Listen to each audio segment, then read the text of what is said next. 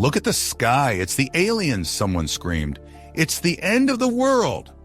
Another screamed. The sky was a deep shade of indigo, but it was not the stars that caught people's attention. A massive fleet of ships hung in the air. Panic erupted as the ships descended, their landing gear deploying with a hiss. The ground shook beneath people's feet as they touched down, sending up clouds of dust and debris. The world was in chaos. People ran screaming through the streets, trying to escape the unknown threat. Governments scrambled to respond, but their efforts were of no use. The aliens had arrived, and nothing would ever be the same again. Carlos panicked. While witnessing the destruction of the Earth, all the people were all sucked up into the ship by the light beam. He had to protect his wife Lucia by all means. She was 8.5 months pregnant at the moment. She wasn't able to move properly. Carlos said to Lucia, "Honey, you will have to bear the pain till we get to the escape pod." Sophia, one of the top scientists on Earth, discovered another planet that human can adapt and live on. Sophia already knew that something like this would happen. She created escape pods that are set to go to Xylophia, Ivar. Xylophia IV is a beautiful, Earth-like planet located in a distant galaxy. It has lush forests, vast oceans, and diverse wildlife. The planet is teeming with life, and its inhabitants are peaceful, advanced species that values knowledge, art, and harmony with nature. Carlos and Lucia hurried through the deserted corridors of the spaceship, their hearts racing with fear. They had received the distress signal just minutes ago, and they knew they had to act fast. The alien invasion had caught them off guard, and now their only hope was to reach the escape pod before it was too late. As they turned a corner, they suddenly found themselves face to face with an alien. Its tall, imposing figure loomed over them, its eyes glowing with an otherworldly intensity. Lucia gasped, her hand instinctively going to her pregnant belly. Carlos stepped forward, trying to shield her from the alien's gaze. "Please," Carlos begged. "We mean no harm. We just want to escape." The alien regarded them for a moment, its expression unreadable. Then, to their surprise, it spoke in perfect Spanish. "You are not going anywhere," it said, its voice cold and detached. "You will come with me." Carlos and Lucia exchanged a terrified glance. They knew they had to act fast if they wanted to survive. "We won't go with you," Carlos said defiantly, trying to sound braver than he felt. The alien raised an eyebrow. "You do not have a choice," it said, its hand reaching out to grasp Lucia's arm.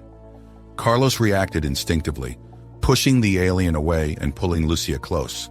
But the alien was too strong, and it easily overpowered him. As Lucia screamed, the alien dragged them both away from the escape pod, deeper into the ship.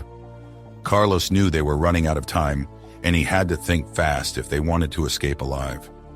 Just as all hope seemed lost, a figure burst into the room, blaster firing. It was an Earth Ranger, one of the elite soldiers trained to fight against the alien invasion. "Get behind me!" the Ranger yelled, taking cover behind a nearby crate. Carlos and Lucia didn't hesitate, dashing towards the Ranger as the alien returned fire. The Ranger expertly dodged the shots, taking aim and firing back at the alien. The two enemies engaged in a fierce battle, blasters firing and sparks flying as they exchanged blows. But the Ranger was outnumbered, and the alien's superior strength began to gain the upper hand.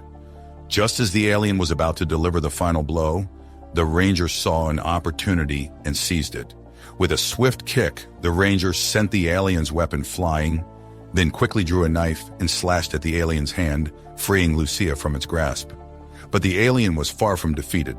With a snarl, it tackled the Ranger, and the two crashed to the ground, wrestling fiercely. Carlos watched in horror as the alien's claws raked across the Ranger's armor, leaving deep gashes. The Ranger fought valiantly, but the alien's superior strength began to tell. Just as it seemed the alien would emerge victorious, the Ranger managed to land a lucky blow, striking the alien's vulnerable core and sending it crashing to the ground, badly injured. The Ranger lay there, panting as Carlos and Lucia rushed to their side. "We have to get out of here now," the Ranger gasped, struggling to their feet. Together, the three of them made a dash for the escape pod, the alien's groans and snarls echoing through the corridor as they fled. They burst into the pod, slamming the door shut behind them just as the alien was recovering from its injuries. With a roar of engines, the pod blasted off into space, leaving the alien and its ship behind. Carlos, Lucia, and the Ranger collapsed against the walls, exhausted but alive. "Thanks to you, we made it," Carlos said gratefully to the Ranger. The Ranger smiled, wincing in pain. "Just doing my job. But next time, let's hope there's a whole team of us, okay?" As the escape pod soared through space, Carlos turned to the Ranger and asked, "Hey, what's your name?" The Ranger, still catching his breath, replied, "I'm Adam. Adam Reyes. I'm an elite Ranger." Carlos nodded, grateful. "Thanks, Adam. We owe you our lives." Adam smiled, his eyes crinkling at the corners. "Just doing my job, Carlos, but I'm glad I could help." Carlos glanced over at Lucia, who was nursing a small cut on her leg. "Hey, are you okay?" he asked, concern etched on his face. Lucia nodded, wincing slightly. "I'm fine. Just a scratch." Carlos turned back to Adam. "Hey, Adam, can I ask you something?" Adam raised an eyebrow. "Sure. What is it?" "What's your story?" Carlos asked, curiosity getting the better of him. "How did you become an elite Ranger?"